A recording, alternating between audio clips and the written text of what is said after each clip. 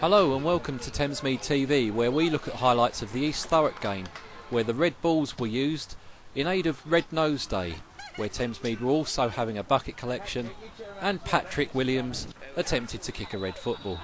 More on those fundraising efforts later. Thamesmead started brightly, and on 20 minutes, young Lee Dawson won a ball over the top of the East Thurrock defence to fire home on his second attempt from close range. Dawson doubled his tally and Mead's lead on 35 minutes, nodding home this neat corner from Ricky Cable. However, just before half-time, Martin Toohey struck from 20 yards to make the score 2-1.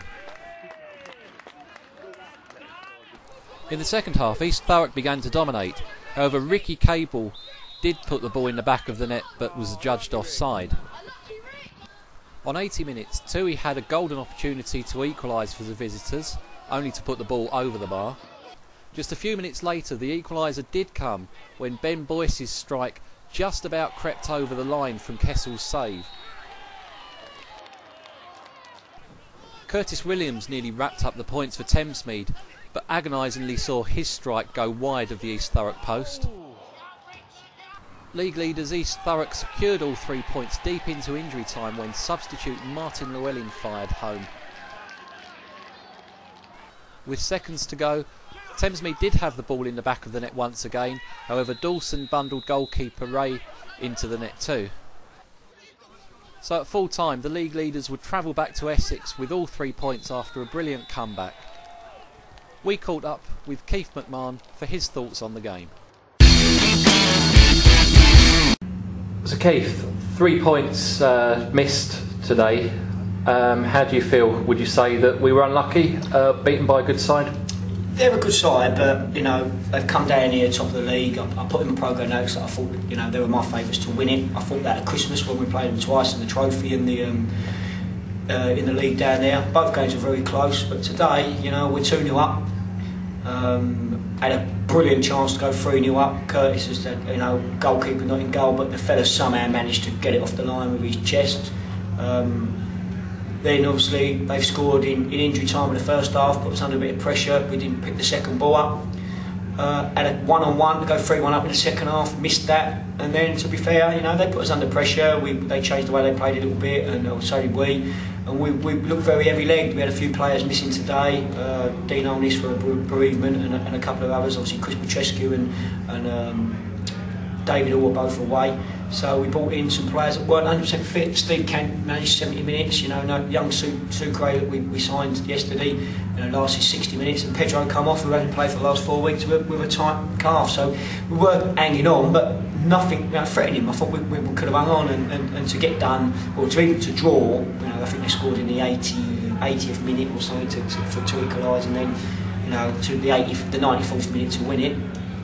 Gutted. I won't put past them. They're a good side, but they shouldn't have took all 3 points today. We minimum deserved a draw. And there are pluses to be taken out today, despite the defeat. 2 goals from Lee Dawson. Yeah, it's definitely a positive. Listen, Lee's been excellent. The last 2 games, most probably, hasn't been the best for him. The lad in marked in midfield, he had a good battle with, but he didn't dominate. The last 5 or 6 games he's been dominating, but he's got his energy box to box, and he burst through on a one-on-one. He slotted it. The keeper made a good save, and he finished well with his left foot. And then they left him unmarked at the back post from the corner, and he just buried it with his head, and he's lethal in the air. And it's great for him. I was fairly pleased with the back 3. I thought they defended well, and up front the first half, Curtis, as much as unfortunately he's struggling to put the ball in the back of the net at the moment, his work rate is superb, and again Ricky's Ricky. He scores goals for fun, and we're a problem. We had to change our formation. We've been playing a different formation. Today we changed it a little bit, and it worked first half. And second half we just didn't pick the second balls up, and they did. So can't fault the lads. Apart from all 3 goals we could have pushed out, they were awful crosses, and we won the first header in the box, and it fell to them, and we ain't got out quick enough. And again we've been punished for missed chances and some of our mistakes, and that's been the story of our season so far, and will be to the end of the year, I suppose. Do you think it's a season where we're definitely going to consolidate we are near the bottom now. It's looking like we are going to be safe, to be honest, and we're playing good enough football. Our performances the last 9 games have been good. First half against East Thurrock, against Great Wakering in horrendous conditions, to be fair, but same for both sides. Wasn't particularly great. Second half, we really rattled them and should have took a point there. Our Malden performance last Saturday was excellent from start to finish, and that's maybe been one of the only ones we've done 90 minutes. The week before, the 2-2 draw against Waltham Abbey, we done well. Should have won the game there. Missed the penalty.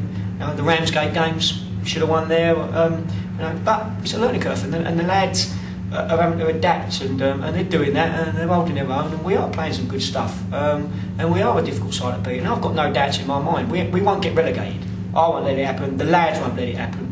We've got a massive game next week away to Hillingdon Borough, who are down the bottom, and that's they're the last side. We've got 9 games to go, and we've got no one in the top 6 or 7. So we've got all sides around us. We go Hillingdon Borough, I think, then we go to Redbridge.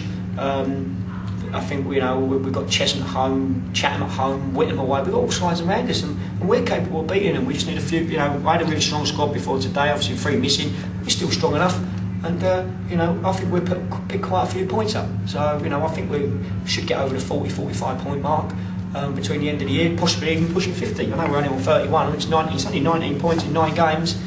It's it's doable. So we'll just keep going, and we're enjoying it.